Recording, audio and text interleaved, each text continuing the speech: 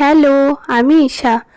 তো এখন তো সেমিস্টারের ছুটি চলছে, তাই সকাল সকাল ঘুম থেকে ওঠার কোনো তাড়াও নেই।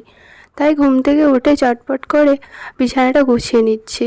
আজকে ঘুম থেকে উঠতে একটু বেলাই হয়ে গেছিলো, তাই একটু তাড়াতাড়ি বিছানাটা গুছিয়ে ফ্রেশ হয়ে নিলাম। তারপর দেখি ঘড়িতে বাজছে 10টা। তারপর এক কাপ চা নিয়ে বসে বসে ভাবছিলাম যে হেয়ারটা অনেকটাই ড্যামেজ হয়ে গেছে।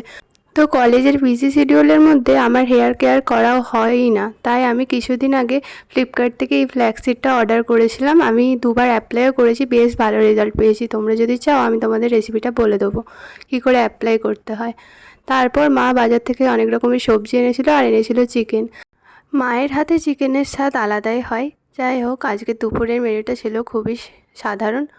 তো তোমরা কে কে চিকেন খেতে আমার মতো ভালোবাসো তারা কমেন্টে জানিও। আর বিকেলে খেয়েছিলাম একটা চকলেট, আর সন্ধেবেলা খেয়েছিলাম চা আর মুড়ি। বাস আজকের মতো এখানেই শেষ। দেখা হচ্ছে নতুন একটা ব্লগে।